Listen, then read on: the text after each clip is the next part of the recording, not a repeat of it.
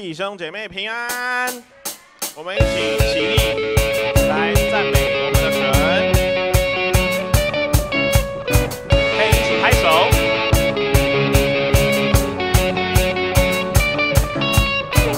芥菜种的星星，可以将它散落开，相信神的应许，可以跨越困难。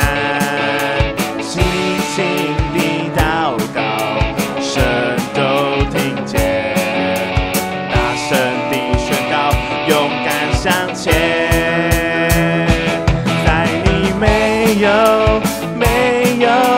难成的事，软弱和忧虑中，你不曾放弃我，你的应许，不论有多少，在基督里都是 Amen。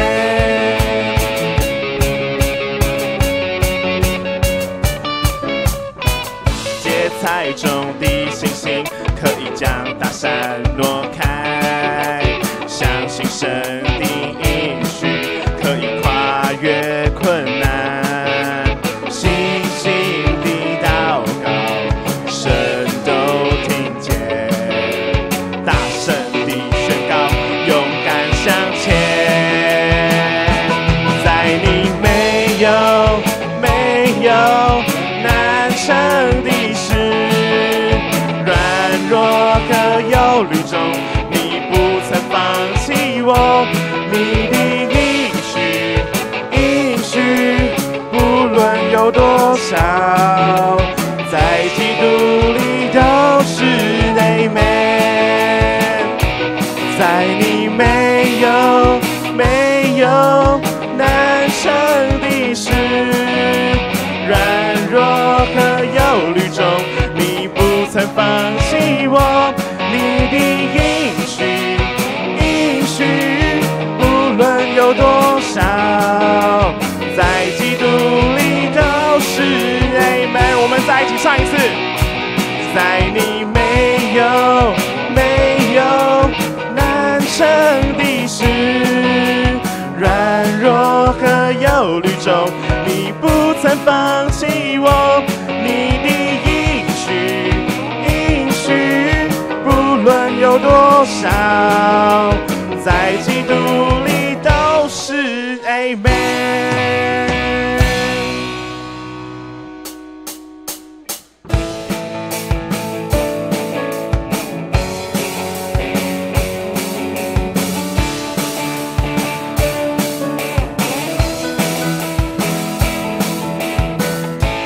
我赞美你是万有主宰，我全人受造全因你恩典，你的爱点燃新热情，你话语开始新命定，你道路我要用全心全力与你同行，有你在我心，我要不停向前行，我愿能更像你，与你在国度里飞行，有你居住在我心，我要勇敢向前行，我愿能更像你，信心充满与你同行，永远不放弃。我敬拜你是荣耀救主，我心灵重生全因你救赎，爱慕你遵行你旨意，高举你宣扬你公义，跟随你我必要尽心尽意与你同行，有你在我心，我要不停向前行，我愿能更像你，与你在国度里飞行，有你居住在我心，我要勇敢向前行，我愿能更像你，永远不放弃。有你居住在我心，我要不停向前行。我愿能更像你，与你在国度里飞行。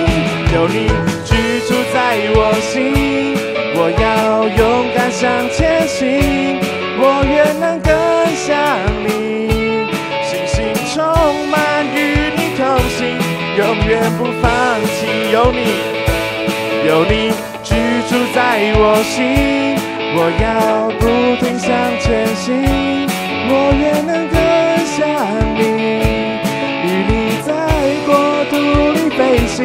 有你居住在我心，我要勇敢向前行。我愿能更像你，信心充满与你同行，永远不放弃。信心充满与你同行，永远不放弃。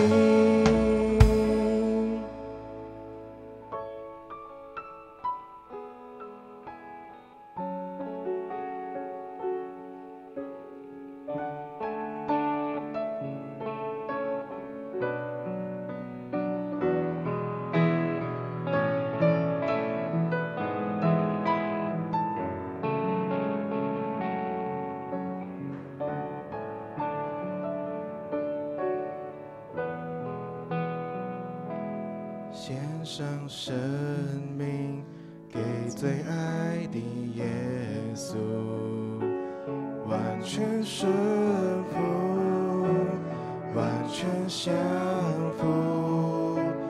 因你恩典使我得以侍奉你，你的宣召没有怀疑。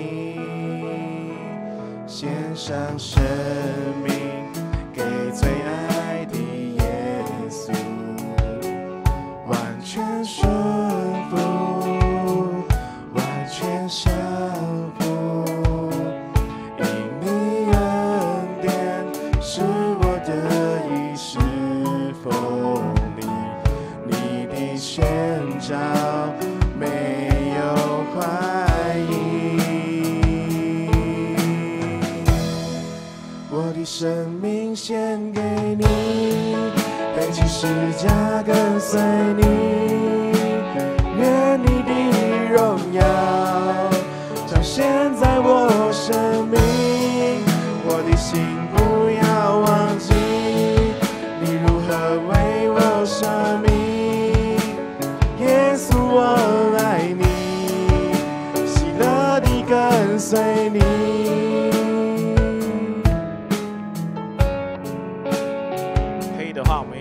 闭上眼睛，再从头来唱一次这首歌。献上生命给最爱的耶稣，完全顺服，完全降服。因你恩典使我得以侍奉你，你的宣召没有怀疑。我的生命献给你，背起十架跟随你，愿你的荣耀彰显在我生命。我的心不要忘记你如何为我舍命。耶稣我爱你，喜乐地跟随你。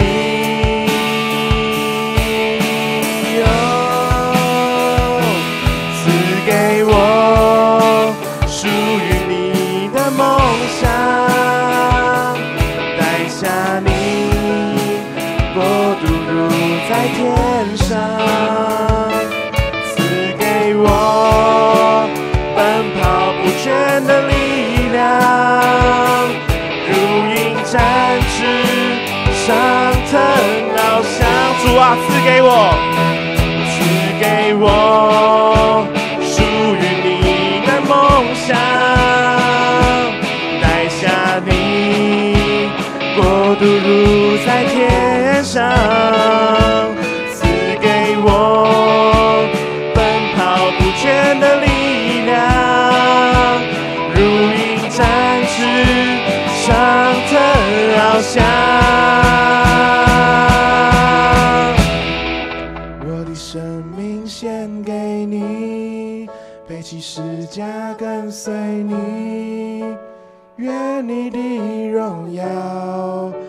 彰显在我生命。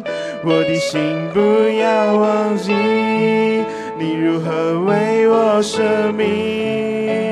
耶稣，我爱你，喜乐地跟随你，我的生命献给你，背起十架跟随你，愿你的荣耀彰显在我生命。我的心不要忘记，你如何为我舍命。耶稣，我爱你，喜乐地跟随你。耶稣，我爱你，喜乐地跟随你。我们一起低头来做个祷告。亲爱的上帝，我们感谢你，感谢你今天能够让我们抛下一切，聚集在你的面前来敬拜。也愿你帮助我们放下这个礼拜一切的挂虑还有重担，让我们的心可以重新的回到你的面前。主啊，也让我们在敬拜中再次经历你的真理与你的爱，让基督的生命在我们的心里成型，使我们能活出真正的自由，成为你恩典的见证人。我们把接下来的时间都交在你手中。这样的祷告是奉主耶稣的名祷告，阿们。我们依然站立，用使徒信经来做信仰告白。请，我信上帝全能的父，创造天地的主。我信我主耶稣基督，上帝独生的子，因圣灵感孕，由童贞女玛利亚所生，在本丢比拉多任内受难，被钉于十字架，受死，埋葬，降在阴间。第三天从死人中复活，升天，坐在全能的父上帝的右边，将来必从那里降临，审判活人死人。我信圣灵，我信圣而公之教会，我信圣徒相通，我信罪得赦免，我信身体复活，我信永生。阿们。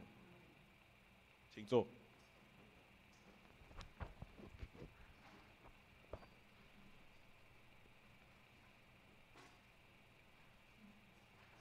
报告，我们大家一起来看周报。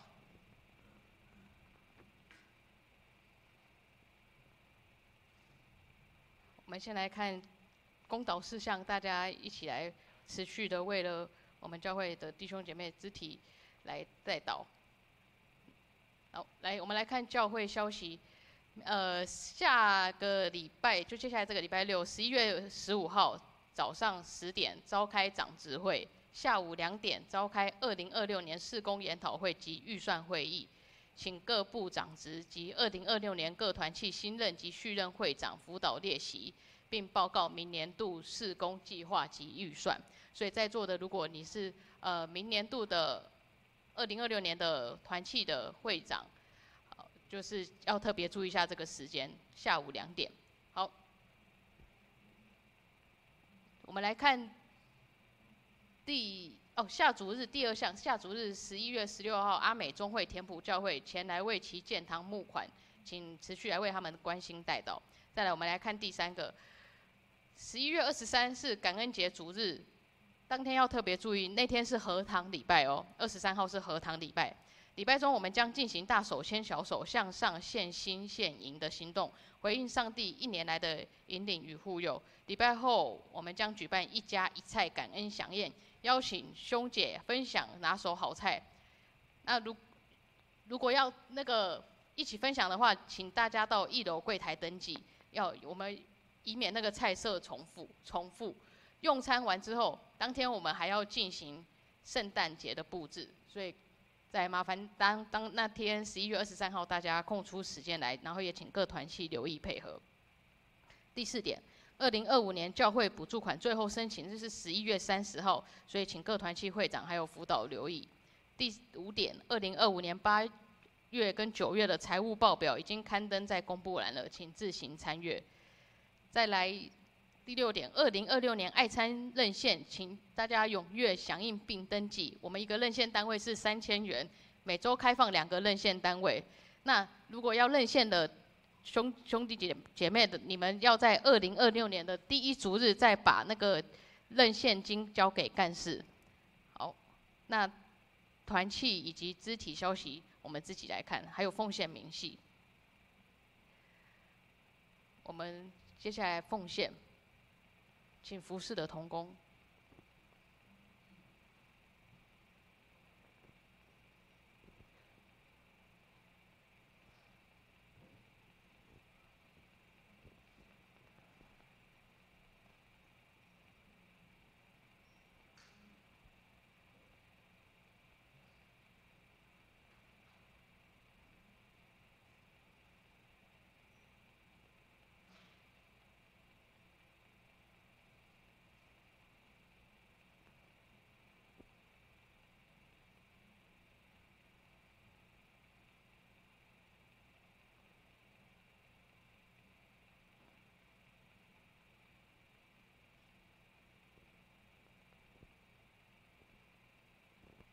我们一起来祷告。亲爱的天父，我们感谢赞美你，谢谢你的恩典，使我们今天能够自由的敬拜你、亲近你。主啊，我们今天所献上的，不是出于勉强，也不是为了要表现什么，乃是因为我们已经先领受了你丰富的恩典。主啊，圣经也提醒我们，真正的自由，不是靠遵守的规条，而是让基督在我们心里面成型。愿你使我们不只是奉献金钱，我们更能够把生命与爱献在你的手里，让我们能够在日常生活中活出自由，活出见证。主啊，求你悦纳我们的奉献，使每一份奉献都成为祝福，引导更多人认识耶稣，得着自由。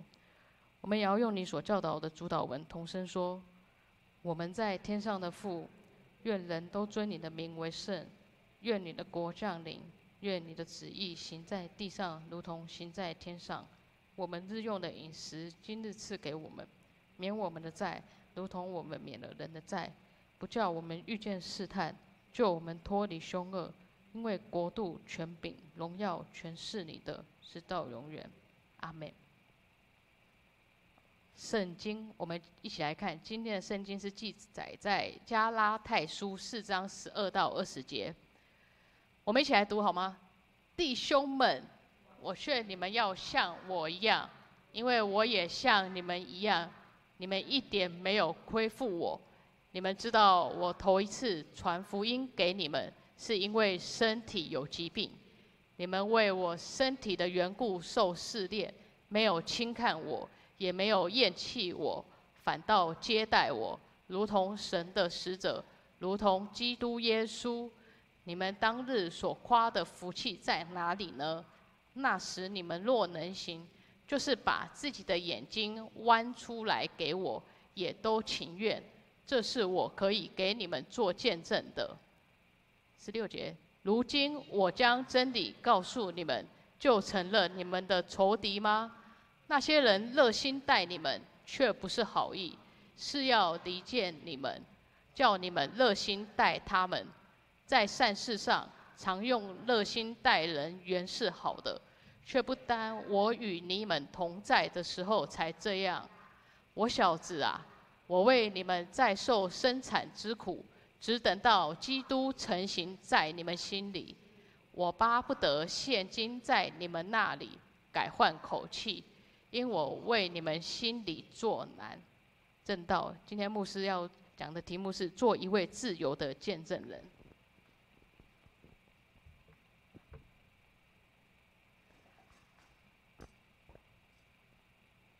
好，各位弟兄姐妹，大家平安。从2019年开始，我们每年都会有一次特别的福音主日，就是音乐见证福音主日。好，上半年呢，我们会请外来的讲员来做见证；下半年就是由我们自己的弟兄姐妹来做见证。那除了2021年那一年，因为疫情的关系，我们有暂停一次。那从2019到现在，我们办了6个年度，那总共有19位弟兄姐妹，好，在主日礼拜在台前有做见证分享，好，在座的很多人都有做过见证分享，那还没有做过见证分享的呢，好，等着你们这样。好，今天呢，那我们就来回顾一下使徒保罗呢，他在加拉太教会的见证。加拉太教会不单是指某一间教会，而是指加拉太那个地区的教会。今天的经文13节到16节，我们看一下PPT。好从13到16，13到16这里说，保罗就对加拉太地区的教会说：“你们知道，我因为身体有疾病，才有第一次传福音给你们的机会。虽然你们为我身体的缘故受试炼，却没有轻看我，也没有厌弃我，反倒接待我，如同上帝的使者，如同耶稣基督。”所以在这段经文里面，我们可以知道，保罗他因为身体上有某种会令人产生反感的疾病，才让他有第一次传福音、做见证分享的机会。至于保罗他到底是身体上什么毛病呢？按照字面上来看呢，应该是指眼睛方面的问题。好，我们下一页。好，在应该在上一页，抱歉。好，15节这里，15节说：“你们当日所夸的福气在哪呢？那时你们若能行，就是把你们自己的眼睛整个挖出来给我。”好，所以有的人是说，可能是他眼睛上面有一些问题。好，那但是呢，近代多数的圣经学者对保罗当时的情况，他们都认为，因为相关证据不足啦，因为保罗他是一个修辞学家。保罗他本身是个修辞学家，他可能会用一些隐喻、暗喻这样子来比喻他身体的状况，不一定是指眼睛的疾病。总而言之呢，他当时的一个状况就是一个会引起他人异样眼光、会遭人厌弃的一种状态。那在这封书信里面，保罗他相当肯定加拉太教会对他当时的接纳跟肯定跟支持。比如说14节，他说：“你们知道我身体是当时我的遭遇是这样子的状态，但是呢，你并没有因此轻看我，也没有因此厌弃我，反而接待我。好，甚至在15节那里，就是即使要你们把你们的眼睛挖出来给我，你们都很心甘情愿的。就是加拉太教会，他们宁可自己受苦，也不要保罗受苦。很多时候，我们看我们自己的亲人在受苦的时候，通常是父母在看孩子，比如说住院啊、感冒住院的时候，孩子非常的痛苦，父母都会觉得说：我宁愿替你受这个苦，也不要让我的孩子来受这个苦，那样子一种想要替换的这样的情况。但是一开始是这样，加拉太教会一开始是这样，但是事过境迁，加拉太教会他们对保罗的态度到如今有180度的大转变。我们先看12节，他说：“弟兄们，我劝你们要像我一样，因为我也像你们一样，你们一点都没有亏负我。”好，然后15节呢就说：“你们当日的好意到哪里去了呢？”16节再来，他说：“如今我将真理告诉你们，就成了你们的仇敌吗？”好，保罗当初在做见证分享的时候，在他有第一次传福音做见证的机会，他非常的迫切希望加拉太基督徒能够像他一样，不要再受到律法的辖制。什么意思？就是当时的加拉太教会，他面临了一种状况，就是足以撼动他们对福音、对基督信仰的错误理解，让他们对耶稣基督的救恩产生了疑惑。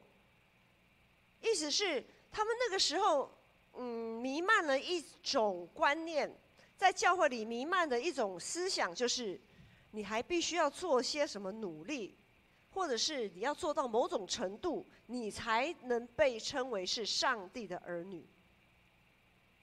这就是保罗在加拉太书里面，保罗有讲到，这是另一个福音，也就是假的福音，是错误的福音。真正的福音是什么呢？真正的福音其实就是保罗从一开始就教导加拉太教会的，就是只要你相信耶稣基督在十字架上的救赎，你就能被称为上帝的儿女。非常的简单，只要你相信。倒不一定你要做到什么程度，只要你相信这件事情。好，所以或许我们会觉得说，被称为上帝要怎样做才能被称为上帝的儿女？这件事情其实看起来好像还蛮简单的，其实并没有那么简单。因为在当时那种你要做这一个，你要做那个，你要完成这个，你要完成那个这样子的事情，才能被称为上帝儿女的这种观念，已经深植在犹太人的心里。那也直接影响了当代的教会那些基督徒。即使保罗在一开始他传了正确的福音，建立了教会，但是在他离去之后，因为保罗是个宣教师，他在这个地方宣教，建立了教会，不久以后，他就要到另外的地方再去传扬福音，再去建立教会。所以在他离开加拉太之后呢，这一些加拉太教会还留在加拉太聚会的这些人，就不断受到另外一种福音的蛊惑，那就是要他们，就是他们认为的要成为上帝的儿女，只是相信耶稣基督在十字架上的救赎是不够的，还要怎么样呢？你还要接受割礼，还要遵行一些律法上的规定条文。其实到了21世纪的现在，我们有的时候我们基督徒不知道是不是也有这样子的一种观念，就是呢，我们要有聪明智慧，我们要有恩赐才干，我们要身强力壮，要病得医治，才能算是有见证，才能被称为上帝所喜悦的儿女。那么问题来了，我们所谓的见证到底是在见证什么？我们又是要见证什么？在上主日的讲员有提到说，所罗门王所求的是能判断是非的智慧。结果上帝不只是给他智慧，还额外给他许许多多丰富，超过他所求所想的丰富。没有错，按照世界的价值观，按照世界的角度来看，这些确实是相当振奋人心的一个见证，但却是只是表象而已。我们如果继续看所罗门王的他以后，就是列王记，列王记上，我们继续看的时候，我们就知道，其实那些丰盛啊，所罗门王所得到的那些丰盛，就是一刀两面，一刀两刃。箴言书也说，人的称赞也试炼人。没有错，上帝额外赐给所罗门的那些丰盛是一个见证，但同时也是所罗门的一个试炼，是他在信仰上的试金石。因为我们知道，最终所罗门没有用这一切来回应上帝的心意，他没有守住该守住的真道，竟然就这样子渐渐的离弃了上帝。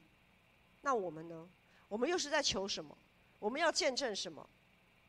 今天的经文17节说，那些人哪一些人呢？就是告诉他们啊，只是信耶稣不够啦，只是只是你只是相信不够，你还要怎样怎样怎样的那些人呢？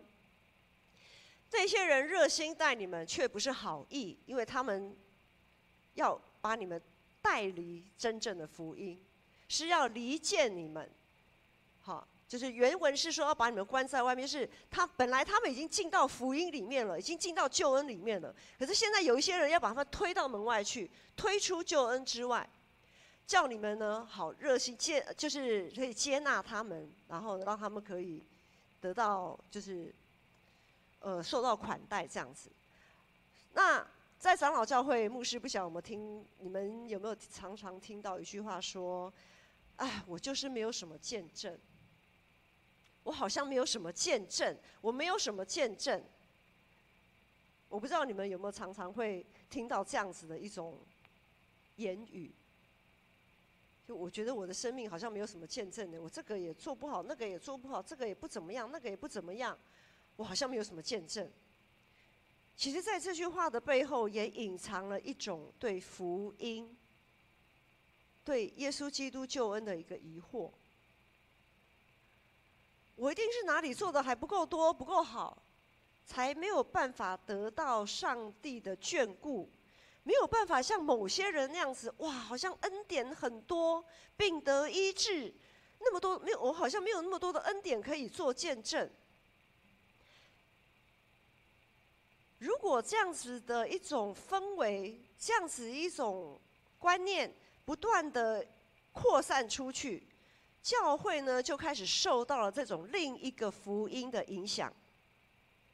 我们就没有办法以一个自由的一个儿女的身份为主做见证，我们就没有办法很自信满满的说：“哇，信耶稣真好。”这样子，我们反倒像个奴隶，畏畏缩缩的，生怕自己做的不够多，做的不够好，常常担心自己不够格被称为上帝所喜悦的儿女，总觉得上帝好像可能因为我怎样怎样，所以上帝不怎么喜欢我，我好像没有什么恩典。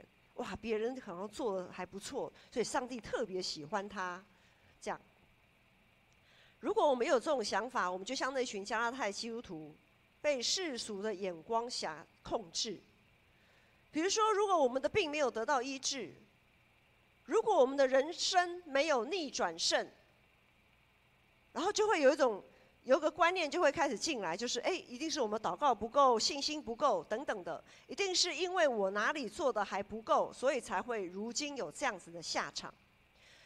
于是我们就慢慢会去听到另外一种福音的声音，比如说有些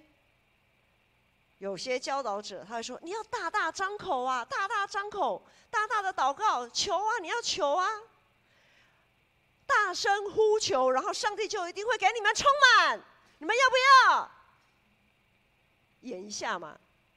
你们要大大呼求，要求哦，要求，然后上帝就会给你们充满。要不要？好不好？好，应该会有类似，你们在很多网络上一些影片啊，可能就会有些看到。然后就可以，上帝如果大大给你们充满，你们就可以出去为主做见证。好不好？好。请问我们是要充满什么？请问我们是要被什么充满啊？前无古人后无来者的所罗门，他是有没有被大大充满？有吧？智慧充满，不只是他脑袋里，他的生命的智慧充满，连外在的所有都充满。他真的是大大充满呢。但是他最终的下场是什么？意思不是说求智慧不对，意思也不是说上帝赏赐我们非常的丰富不好，不是这个意思，大家不要对号入座，然后就误解哈。重点是所罗门的智慧跟他的丰盛，竟然成为杀死他灵魂的刀剑。很多时候我们一不小心会把福音给世俗化。我们会迁就世俗的眼光，觉得我们要有所谓的好的结果才是福音，才是见证。然后呢，我们在面子上也挂得住。哇，你看上帝赐给我这么多的丰富，我们到底是在见证什么？我们是在见证这个丰富吗？这些东西都会过去哇，上帝让我病得医治，没有错，这也是一种见证。但是我们到最后还是会死啊。我们要做的是什么见证？是耶稣基督在我们的生命里面。可是我们往往一不小心，我们就会把福音像十字架项链一样，当成是一个可以端得上台面的装饰品。而不是对自己这个得来不易、枯骨复活的新身份的确认。于是我们总是不敢在情况未明的时候为主做见证。有的时候我们会很怕说：“哎呦，如果见证了，可是后来我的情况也不好，哇，好丢脸哦！那我那个什么见证啊，这一点见证都没有。”然后有的时候我们可能也觉得自己不配为主做见证，因为可能我口袋就是常常破洞啊。我赚了就是都花掉了，或者说怎么样被骗了还是什么的，或者是奇怪我这个病怎么祷告就是不会好，不会好也就算了，还一堆毛病又一直这样子来，真的是一点见证都没有。如果我们所信、所传、所做的见证，都还是依照世俗的法则跟价值观，那我们又是在信什么呢？我们到底在信什么？是要见证什么？为什么我们的见证常常会觉得绑手绑脚、施展不开？为什么我们总是会顾虑很多、想很多、考虑很多，才觉得我们可以做见证？为什么我们总觉得自己的生命实在没什么好说的啊？见不得人，不好说，不好说。为什么今天19节保罗他就说：“我小子啊，就是孩子们呐，哈。”保罗非常的，他真的非常的揪心啊，纠结啊。他说：“我的孩子啊，我为你们再受生产之苦，只等到基督成形在你们心里。我巴不得现今在你们那里改换口气，因为为你们心里作难啊。”保罗内心真的是非常的苦闷。他当初在加拉太所传的福音，到如今已经被严重的扭曲。若是按照世俗的标准，他真的不是一个成功的宣教师，对不对？如果要按照世俗的标准，他是一个失败的宣教师，你的福音怎么传成这个样子啊？这个教会怎么建立成这个样子，乱七八糟？可是他依然可以为主做见证，因为他知道福音之所以会被扭曲，都是人性造成的。保罗并不会因为人的小性，也不会因为自己拿不出什么好的成绩，然后就以福音为羞耻。他知道他不是在为自己求，他也知道他不是在为自己做见证，他不是在见证说：“哇，我多有钱，我多有地位，我的身体多么的身强力壮，我的病是如何被得医治的。”他不是在为自己的这些表象的东西做见证，他是在为他自己做见证。他是在为主做见证。他透过上帝在他自己内心生命当中的改变的转变，他在为这件事情做见证。他始终相信福音本是上帝的大能，要救一切相信的人。我们领受福音，是要我们这个生命可以被主改变，而不是外在的那些东西。重点不是那些东西。这样的信心让保罗在这种充满异样眼光的情况下，依然有盼望。一开始我们说他处在一种状态是会被人家嫌弃的，甚至就是那种就是退避三舍的那种情况。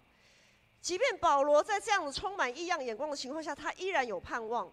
他盼望借由这封书信，能够唤醒加拉太的信徒，让他们不论是在高处，在低处，不论是贫穷还是富贵，不论是生离还是死别，不论自己是身处在怎样的一个环境当中，都能摆脱世俗的眼光，摆脱所谓因果循环的世俗法则，可以自由地向世人见证上帝的怜悯跟慈爱，见证上帝的信实与供应，见证上帝的公义与公平。即便我们在病痛当中，我们还是可以做见证。见证什么？见证我靠主刚强，见证我可以靠得主，我依然可以有喜乐。我们教会里其实有很多还在做化疗，不断在跟恶性肿瘤在对抗的姐妹，过去也有很多。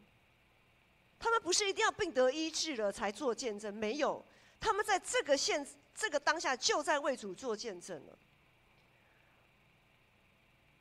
我们就可以从我们平常祷告嘛，好，祷告是我们的生活，我们讲说我们像空气一样，好，随时随处祷告，我们就从祷告开始学习怎么样来为主做见证。一位被世俗眼光辖制、失去自由的见证人，他的祷告通常会是这个样子，怎么样呢？他就说：“主啊，主啊，如果你如何如何，那我就如何如何。”这个逻辑，大家祷告的逻辑，大家应该有印象哈。主啊，你如果让我怎么样怎么样，那我就怎么样怎么样。这是一个相当典型条件交换式的伪见证。伪钞大家知道吗？伪钞就是看起来跟真钞一样，看起来是真的，但是其实是假的。好，照理说这样的见证呢，对牧师来讲，它就是一个伪见证。怎么说呢？它看起来是真的见证，但是其实呢又不真。照理说啊，这样的见证常发生在谁的身上？这样子的见证，比如说上帝啊，你如果怎样怎样，我就怎样怎样。结果上帝真的那样子了，所以他也就这样子了。好，他就这样子去做。上帝啊，你如果让我得医治，我就来教会。好，上帝给他得医治了，他就果然来教会了。好，这个见证呢，常发生在慕道友跟初信者的身上，因为慕道友、初信者，他们都沉浸在世界的法则里。牧师之前我是第一代信徒，我在还没有信耶稣的时候，我也是按照世界的法则啊，对我来讲理所当然啊。我拜拜就是这样子嘛，哦，某某神明啊，你如果让我怎样怎样哦，我就再多添一点香油钱啊，如何的这样子。世俗的法则是这样，所以呢，这样子的见证常常发生在慕道友或初信者身上，因为他们在世界的法则里，那么上帝就用他们能够理解的方式来对他们说话。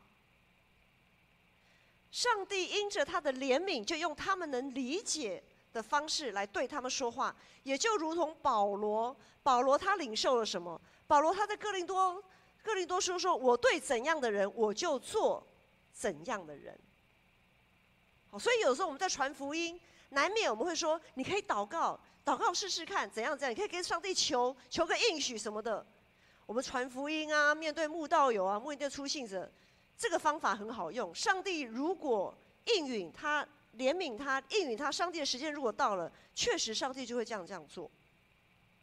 只不过，当我们因着这样的伪见证，就是看似真，但是又不那么真，又不是真的见证。当我们真的进入信仰群体，当我们真的受洗成了基督徒之后，我们还带着很浓厚的世俗法则嘛？因为这种观念不可能马上哇，好像翻书这么的干脆，好，会有一个渐进的过程。好，当我们在奔跑天路，在我们要慢慢的不断的向前迈进的这个过程里面呢，我们就要渐渐的把那个法则给丢掉，我们要穿上新人。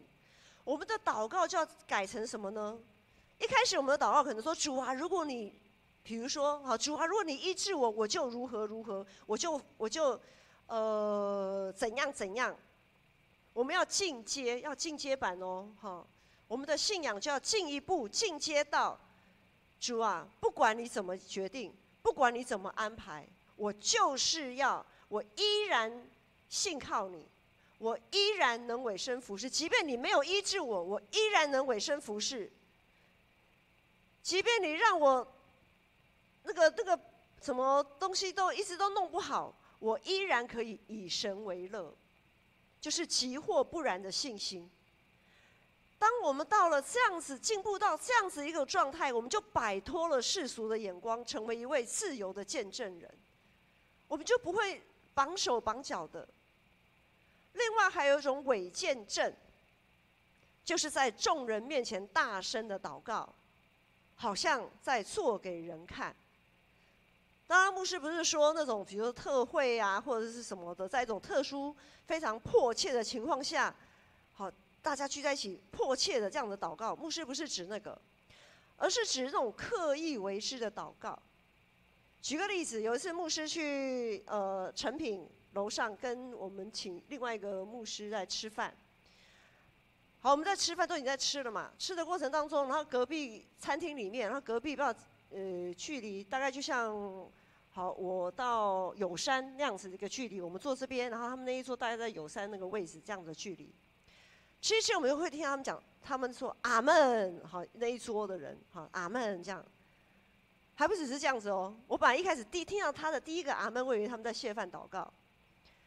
后来呢，没完没了就有人带祷告嘛，阿门，阿门，阿门，阿门，就这样持续了好几分钟，好几分钟哦。然后我就觉得，我们在那边思想，有必要这样子吗？真的有必要这样子吗？我们换位思考一下，今天如果我们去吃饭，今天我是牧师，我都实在听不下去了。换位思考，如果今天我们在吃饭，旁边有一桌人，阿弥陀佛咯，阿弥陀佛咯，阿弥陀佛咯，阿弥陀佛咯，你舒服吗？今天如果我真的是阿弥陀佛，我可能我也不太舒服。就是不要那么刻意。因为在一般的情况下，其实耶稣反而要我们在祷告的时候怎么样？要关起门来进入内室。意思不是说我们每次祷告都要关在房间里面这样子，而是希望我们可以专注，更专注的聆听圣灵的带领，更专注的等候我们的大牧者耶稣基督他的声音啊。耶稣迫切所祈求的，其实就是我们能跟上帝恢复一种合一的关系，恢复那如同父母跟儿女的关系。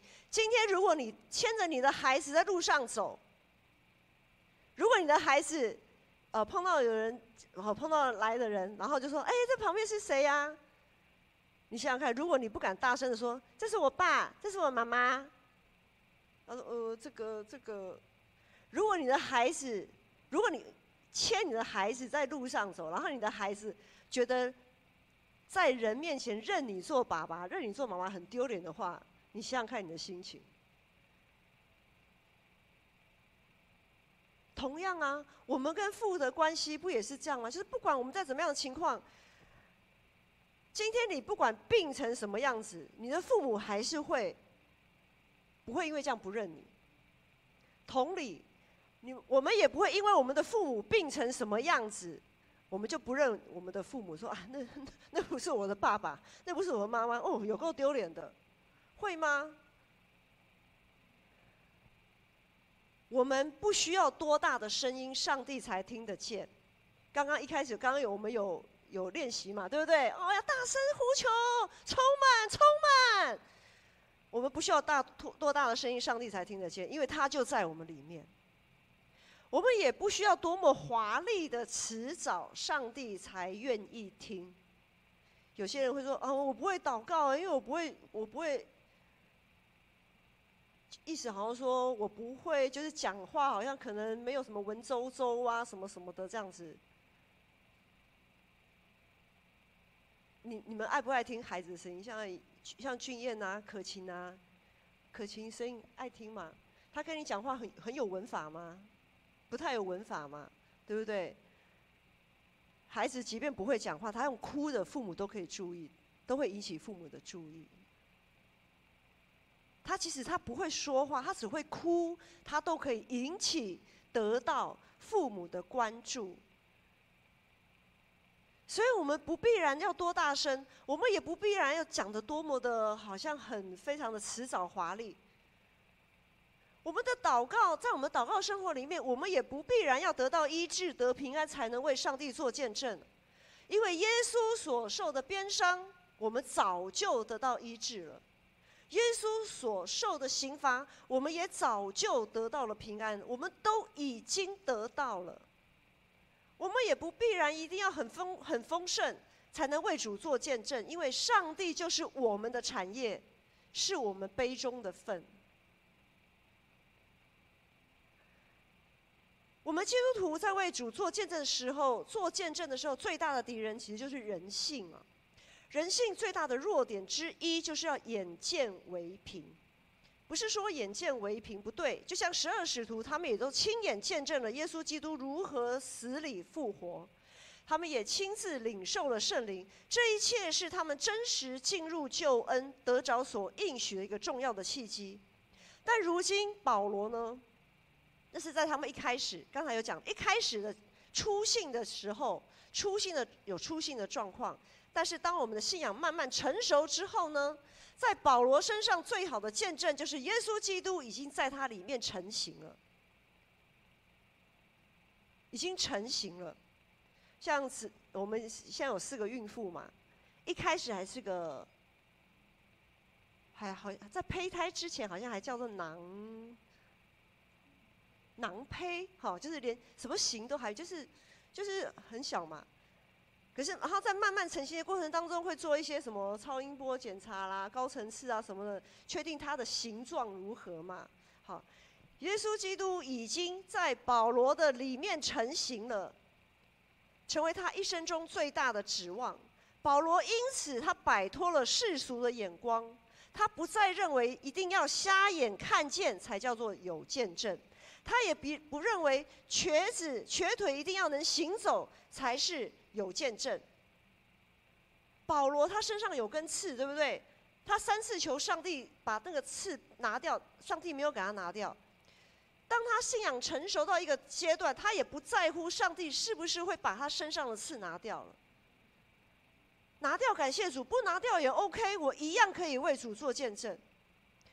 之前加拉太教会完全接纳保罗的不堪，见证福音的大能，也像保罗一样热心追求在基督里的自由，但如今他们却被错误的教导蒙蔽，走上回头路。回头路是什么？凡事就只凭眼见啊，却不是凭着信心。有一句敬拜的诗歌，我记得我们乐团有带过，就是我们相信不是凭着眼见，不是凭着感觉。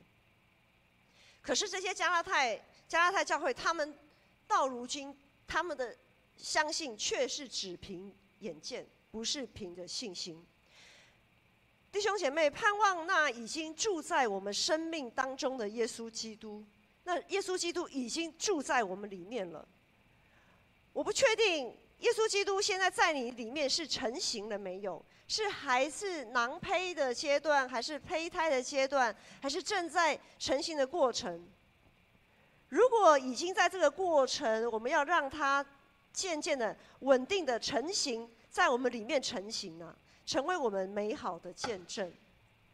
我们要立定心志，站稳脚步，要继续做一位能够摆脱世俗眼光、自由的见证人，不要被世俗的那些价值观给辖制住。我们一起来唱这首诗歌，我们一起起立唱这首诗歌。我们要顺服，不论得时不得时，我们要说出啊，我们愿意献上献上你所救赎的生命，献给你。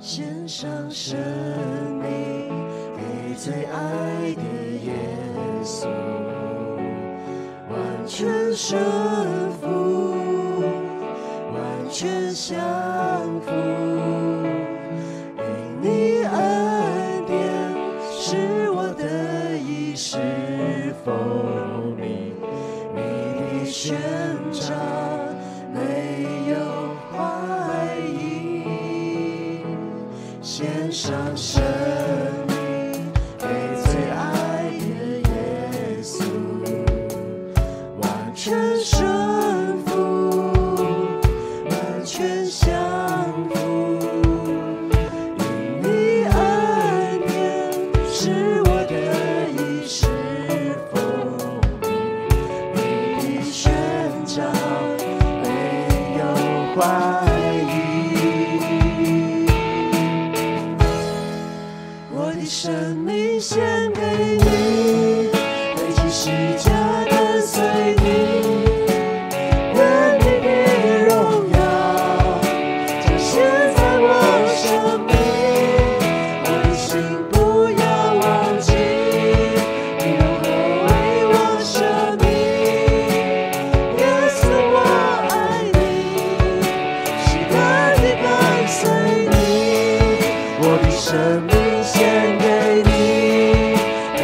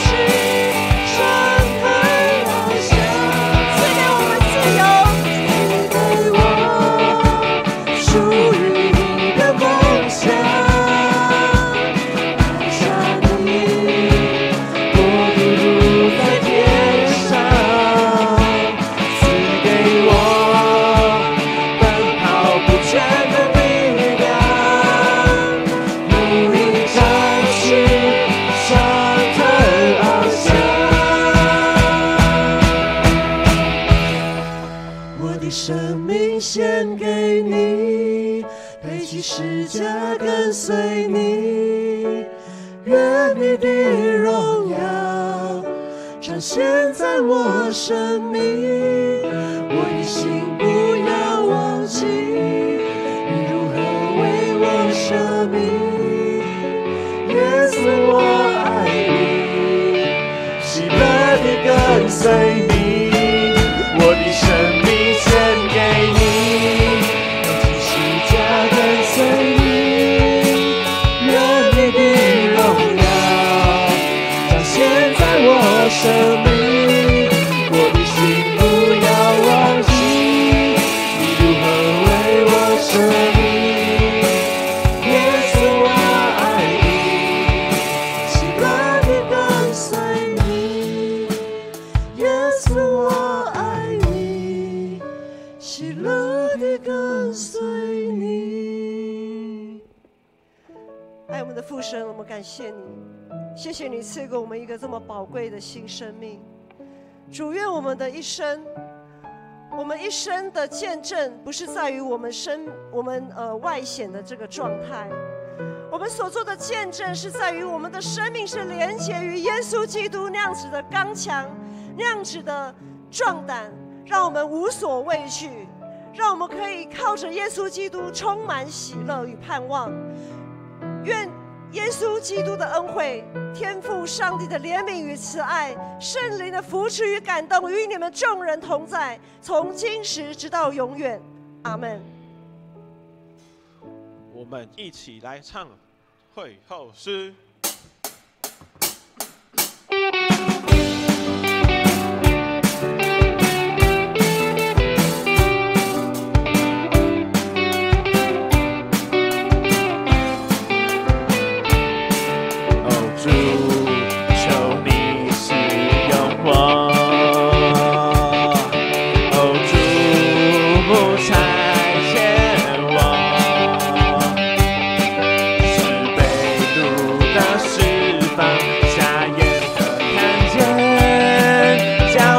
受压制的自由，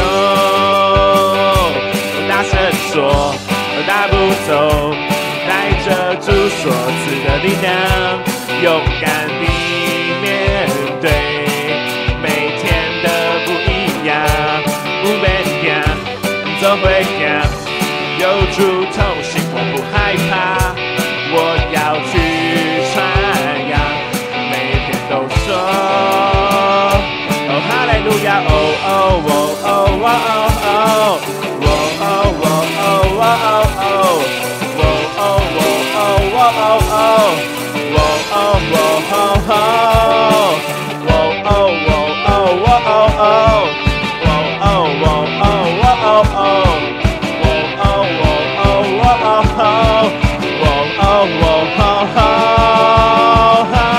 大声说，嘿，大步走。带着主所赐的力量，勇敢地面对每天的不一样。每天，嘿，走回家，嘿，有主同行，我不害怕，我要去传扬，每天都说，哦哈利路亚，哦哈利路亚。哈利路亚，哈利路亚，哦，哈利路亚！掌声献给上帝。在2堂礼拜到这边结束，楼下爱餐，欢迎教义请安。